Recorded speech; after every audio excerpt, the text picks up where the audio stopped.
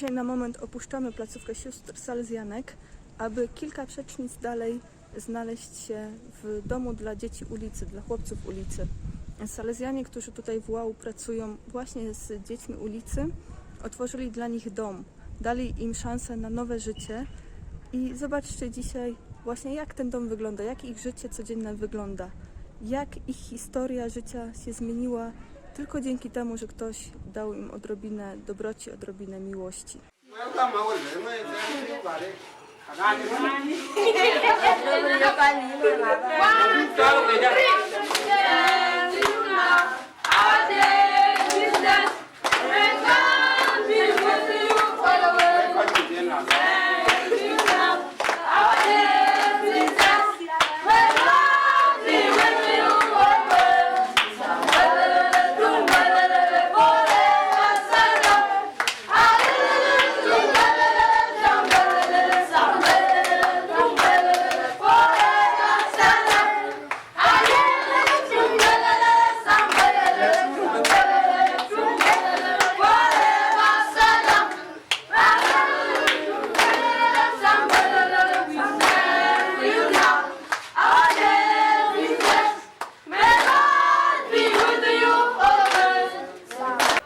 I am here in South Sudan. Now it is my 22nd year.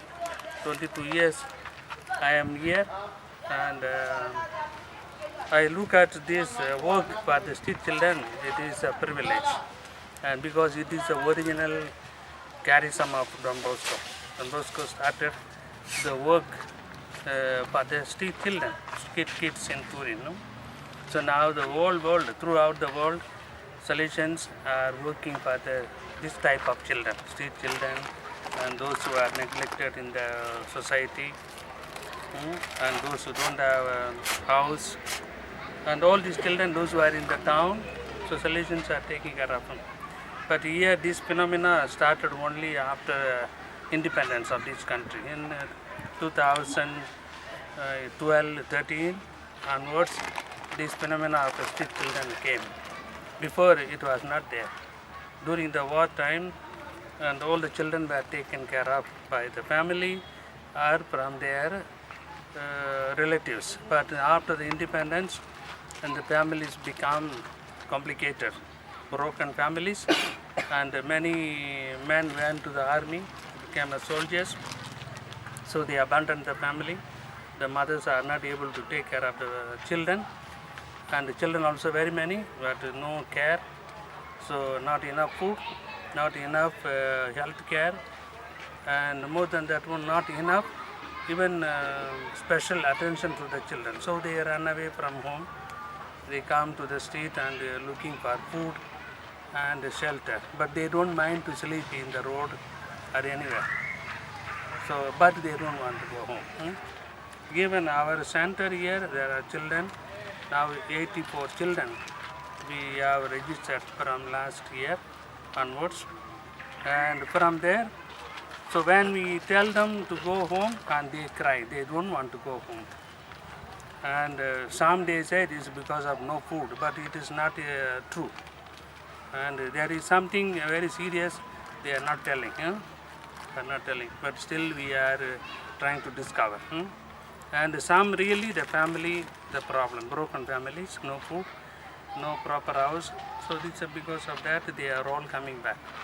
Now around 27 to 30 of them, and after staying with us more than a year, and they are willing to go back home, and we took them back, and they are settled at home. And some of them they are going to school. So now this month is the final month, preparation for them to go to school. Next month the school starts here in South Sudan. So the many children are going to school. That's why we are preparing to send the children to the schools, different schools. Those children, those who are at home, they will go to the neighboring schools. And those who are here, we will just prepare them. We will prepare them to go back home and settle. Our final destiny is to take the children home and integrate them with their family. That is our final goal of this mission. We are not planning to keep them here forever. A child can be here maybe 3 months, 4 months, or at most 6 months. Meanwhile, we will prepare them, and then we'll make them to understand the value of the family, to living in the family, and able to endure any suffering and difficulties in the family. Then they will go, they are ready to go back home. Many of them, they are eager to go back. Even now, there are 2-3 boys, they are eager to go back home. So they are asking every day, when are you taking us? So we'll take them like that.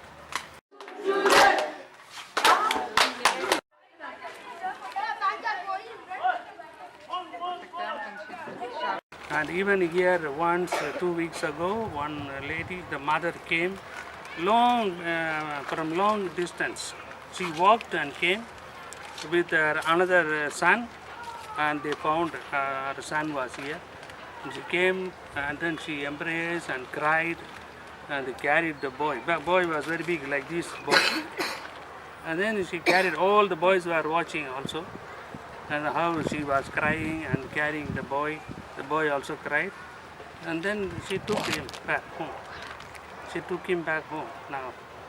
So that is a good experience for us also, for other children also. They understood the value of to living in the family, you know. The mothers, how they love the children. Although some mothers, they don't have food enough, but they have a real care for the children. And when we take the children home, when you go, we can see, and the whole family runs for the child. They run, and then they embrace and carries them. Although the boy was indifferent, and then they cry. Even I found one place, and the boy went there, his younger brother and sister, they ran from far, they came and embraced him and cried. So after 2 weeks, the boy came back here. And then always I reminded him, you see how much your younger brother and sister, they loved you. And they ran after you, they ran and embraced and cried for you. And your mother came and embraced and kissed so much, but you didn't want to stay there. So I was continuously reminding, same thing, what happened at home when he went. Finally, the boy last week, he decided to go back home. So decided to go back, and he prepared to go and stay at home and to help the family. So I took him last week, now he is at home. I told the father and the mother to send him to school, and then we would support him for his education.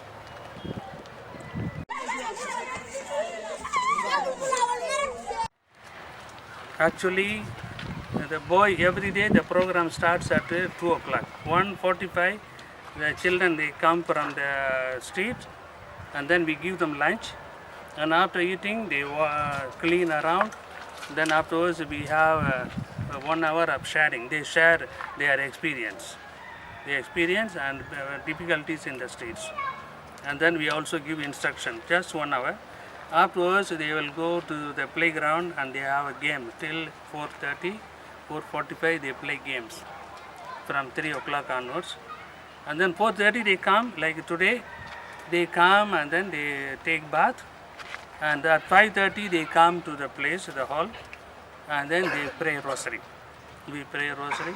After praying the rosary, and then they will have 2 hours of class. Till 7 o'clock we'll have a class. At 7 o'clock they will have a supper. And they will have a supper. After supper, they have a small short recreation. And then 8:30 to 9 they will go to sleep. Morning 6 o'clock they get up. And then as soon as they get up, they go and wash themselves and clean the compound everywhere. After cleaning, then 7 o'clock they come for instruction, religious instruction. They learn catechism, the prayer and catechism, 7 to 8. And 8 o'clock, 8:30, they go to the market to do some work. And when they come back, they come with the money. They collect money from the market, they do by work, whatever they do, and they come and give to the teacher. And the teacher keeps the money for them as a savings. When they give money, they sign. When the amount when they give, they sign in the document, the notebook, and then the teacher keeps the money. And when they go home, and the boy gets the money and goes and buys something for the family, and then he goes home. So like this we are doing every day.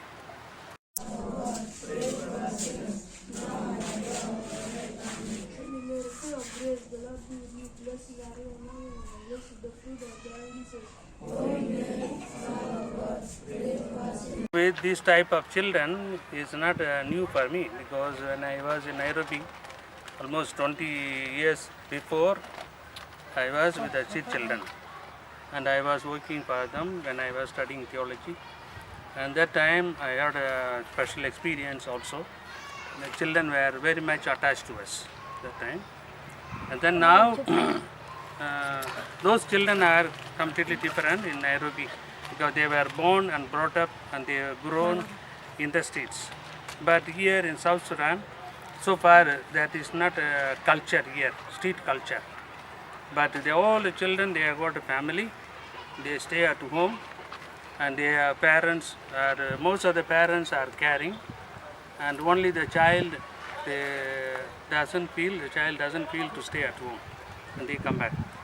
But here there were some boys, they stayed with us a long time. Beginning they didn't want to go back, but slowly they understood the value of staying with the family.